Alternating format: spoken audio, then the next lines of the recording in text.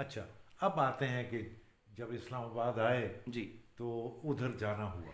अच्छा, मेरा ना अंकल दो तीन मेरी बेसिक चीज़ें हैं जो मैं हर नई जगह जाके कोशिश करता हूँ कि उनके बारे में इंफॉर्मेशन हासिल करूँ या उनको ट्राई ज़रूर करूँ। हाँ। एक, खाने, अच्छा, स्ट्रीट फूड, शौक है बहुत खाने ज़्यादा। का। अच्छा। और दूसरा लोग। हाँ, तो मेरी फाइंड है। यानी अनकंसर्न नहीं लौटते तुम। नहीं नहीं, कतई नहीं। यानी काम तो अपनी जगह, हाँ जी। लेकिन लोग भी बहुत अहम हैं। बहुत अहम। और खाना खाना तो तो उस इलाके का बिल्कुल। देखें खाएं क्या है। बिल्कुल। तो मैंने तारे अब तो तुम पश्तो भी सीखने लगे हो। हाँ जी, वो बस आपसे हाँ। थोड़ी थोड़ी सीख रहा हूँ। अच्छा। तो मैंने चूंकि पंजाब की भी तमाम बेल्ट्स में मौका मिला जाने का। अच्छा। केपी के भी बहुत, मतलब तकरीबन सारे देखा है मैंने तकरीबन। सो मेरी जो फाइंड है अबाउट खाने और लोग, वो मेरा ख्याल है कि केपी के पे आके ख़त्म हो गई। हैं। मैं ग्रेड करता हूँ, दोस्तों के साथ अक्सर बैठूँ तो मैं उनसे कहता हूँ कि यार मैं ना खानों को तीन कैटेगरीज में ग्रेड करता हूँ। पहली कैटेगरी है जो सबसे टॉप नॉच खाने हैं पाकिस्तान के, for me that is KP के। अच्छा। दैट इज केपी के, हैं। Top most number period. One. Number one, period. इस पे कोई दूसरी राय, कोई दलील है नहीं मेरे पास। अच्छा। Second number Karachi, hmm. And third is all Pakistan, as अच्छा, सिंपल एज दैट। तो कराची में भी तो अगर एक लिहाज से देखा जाए, आधे खाने जो हैं तो वो तो शनिवारी बनाते लेकिन वहाँ के शनवारी में और यहाँ के शनवारी में, हैं। हाँ। पता नहीं अल्लाह ताला ने जो शनवारी कबीला है, जिसके लोग हैं, इनको पता नहीं क्या जायका दिया, मेरी हाँ, मेरी समझ से मैं बाहर वही है। कह रहा हूँ ना कि उसको भी आप केपी के ही तस्वर करें जो कराची के हैं। नहीं। अलबत्ता कराची में जो है निहारी हाँ जी। और बिरयानी और इसी तरह कुछ और चीज़ें भी होंगी, वो वो स्पेशलिटी है। स्पेशलिटी है। लेकिन जो वहाँ का शनवारी, जैसे आप भी हाँ। रहे हैं मैं भी रहा हूँ, वहाँ के शनवारी खाने में और यहाँ के शनवारी खाने में एक वाज़े डिफरेंस है। अच्छा, बहुत वाज़े। तो अब ज़रा क्लियर करो ना केपी के खानों को। अब केपी के एक तो बड़े पुरखलूस लोग हैं, बहुत ही, मतलब बहुत ही मासूम लोग हैं। मैं जितने लोगों से मिला और मेरा जितना ऑफिशियल ताल्लुक़ रहा या नॉन ऑफिशियल भी ताल्लुक़ रहा या अनऑफिशियल ताल्लुक़ रहा, मैं समझता हूँ एक तो लोग बड़े अच्छे हैं। दूसरा, खानों में जो रेशो है ना चीज़ों का। अच्छा, एक और बात, सॉरी, मैं एक बात को कनेक्ट करना चाह रहा हूँ। मैं अक्सर लोगों से एक और बात भी कहता हूँ कि गोश्त, मीट को जो मेन्यूवर करना आता है ना, वो पख्तूनों को आता हैं। है। गोश्त के साथ जो वो गेम खेलते हैं, अब आप उनका पटा टिक्का खा लें फॉर एन एग्जाम्पल, आप उनका सीख टिक्का खा लें, आप उनका अफ़गानी पुलाव खा लें, आप बन्नू का बीफ पुलाव खा लें, आप निक्के के सिरी पाई खा लें पेशावर जाके। अच्छा। जो जो उनके यहाँ गोश्त के साथ जो वो वैरायटी पैदा करते हैं, और दूसरी बात यह है कि कुछ मसाले ही नहीं हैं उनके। हाँ, बहुत सिंपल। Very simple. सिर्फ उसको यानी पकाना है। सिर्फ पकाना है। है ना। सिर्फ पकाना है। हाँ, मैंने देखा कई कढ़ाइयाँ जो हैं वो इतने मसाले वसाले का चक्कर ही नहीं कुछ होता नहीं। उसमें।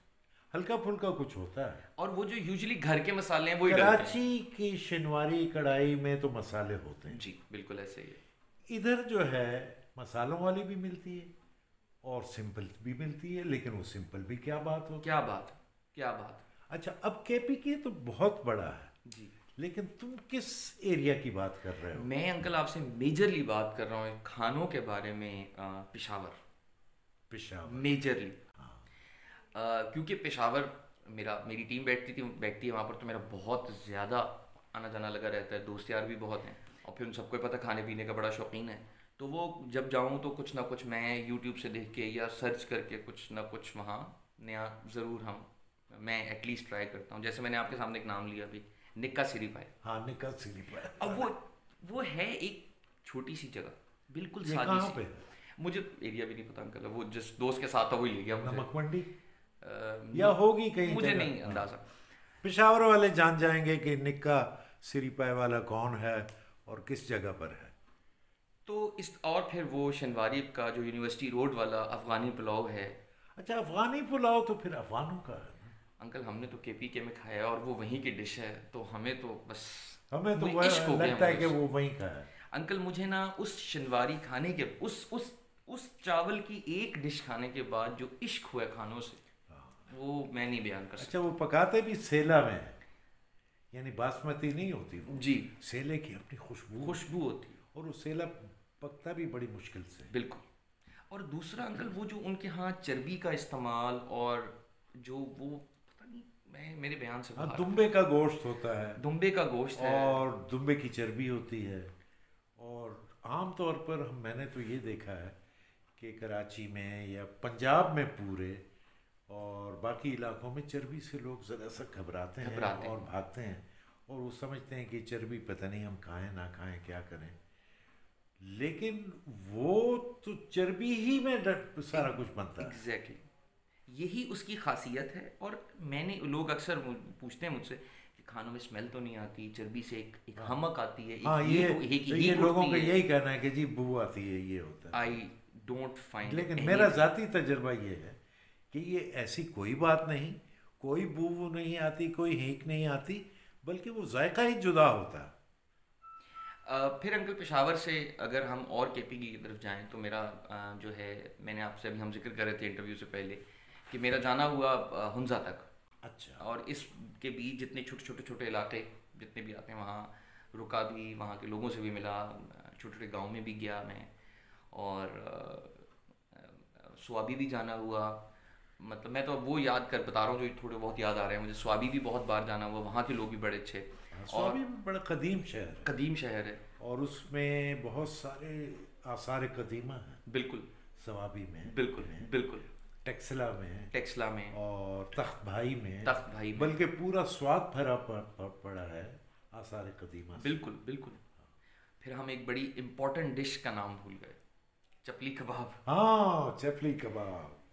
अंकल चपली कबाब मैंने स्वाद से भी खाए, पता नहीं कहाँ से खाए, लेकिन जो पेशावर में खाया चपली कबाब अंकल, जलील भाई का, हाँ, जलीलू कबाब वाला। हाँ, और उसकी जलील है और एक और भी है कोई, बहरहाल इस वक्त मेरे जहन में जलील है। मैंने खैर जलील के खाए और मैं हमेशा उसी के खाता हूँ, क्योंकि अच्छा दूसरी बात, केपीके में जो होटल्स हैं, जैसे अब जलीलू कबाब वाला है आपने बात, अगर आप इसकी जगह देखें तो कोई मॉडर्नाइज्ड जगह नहीं है उसकी, उसने वही बान की चारपाइयाँ रखी हैं, हाँ, वही वैसे ही लाल ईंटों की कच्ची दीवारें, कच्ची ज़मीन है, लेकिन वो प्यार इतना ज़्यादा है उनका कि आपको खाना तो मज़े का लगता ही लगता है, बट वो आप उनके प्यार में भी बड़े। जलील पता नहीं अभी हयात हैं या नहीं, तो आगे उनकी औलाद चला रही हो मे बी। दूसरा अंकल मैं कैटेगोरिकली यहाँ पर मेंशन करना चाहूँगा, जो लोग हुंजा नहीं गए, हुंजा। अच्छा, अब हम पेशावर से हुंजा चले। हाँ जी, वो इसलिए कि क्योंकि लोगों की मैं बात कर रहा था, तो हुंजा के लोग भी कमाल लोग हैं, सच्चे मासूम। हुंजा और चतराल एक नहीं अंकल, चित्राल तो बहुत इस साइड पे है, ये बटल और ये लोहारी पास। अच्छा, मैंने चतराल के लोगों की बड़ी तारीफ सुन रखी, बहुत अच्छे लोग हैं, मेरा वहाँ भी जाना हुआ। अच्छा, हुंजा में मुझे नहीं पता। अच्छा हुंजा में तो अंकल मैं आपको एक छोटा सा वाकया सुनाऊं। मैं ना हुंजा में ऊपर अल्तेत की तरफ जा रहा था मैं, तो एक जगह एक बंदे ने घर के बाहर एक ना छोटी सी तख्ती लगाई हुई थी, जिससे कि यहाँ ये जूस मिलते हैं। अच्छा, तो मैं रुका, मैं उसके घर में चला गया, मतलब वो ग्राउंड से था, तो मैं उसको ढूंढता ढांढता कहीं पहुंच गया और वो कपड़े धो रहा था। अच्छा, एक साहब थे, बड़े हैंडसम सा बंदा। मैंने उससे पूछा, यार ये मलबरी जूस मिल जाएगा? कौन सा जूस? मलबरी जूस था शायद, मलबरी के पता नहीं क्या। तो वो मुझे कहने लगा कि आप ना लें। अच्छा, वो यानी जूस बनाने वाला? हाँ जी। अच्छा, वो मुझे कहने लगा आप ना लेंगे जूस। मैं कहा जी क्यों? कह रहा मौसम नहीं है। अच्छा, बना तो मैं दूंगा, मज़ा नहीं आएगा। अरे, फिर इसी तरह लोगों ने घर में चेरी के दरख्त लगाए हैं। यानी कितना उसने, बावजूद इसके कि जूस बेच रहा है, और उसने उस सीज़न के एतबार से उसने ये चाहा कि ये मतलब ना पी ये सीज़न वो जूस पीने का नहीं। एग्जैक्टली। वरना वो बना दे। उसका क्या था, उसका तो कुछ नहीं जाता था। कितना ऑनेस्ट आदमी। फिर इसी तरह मैं वहाँ उसी अल्तेत के गांव के अंदर ही लोगों ने घरों में 2-2, 3-3 चेरीज़ के दरख्त लगाए हैं, वहीं से तोड़ते हैं, वहीं पैक करते हैं और वहीं आपको बेच देते हैं। अच्छा। तो मैंने एक जगह चेरी के 1-2 डब्बे लिए मैंने एक साहब से, वो अपने घर के बाहर ही बेच रहे थे। तो मैंने उनसे कहा कि मुझे बड़ा शौक है अगर मैं खुद तोड़ लूँ जाके। हाँ। तो मुझे कहने लगे आपका ही घर, अच्छा। 100 दफ़ा। अच्छा। अब उससे मैंने आधा किलो तो ली, 1 किलो ली मैंने उससे, वो चेरी के 2-3 डब्बे लिए मैंने।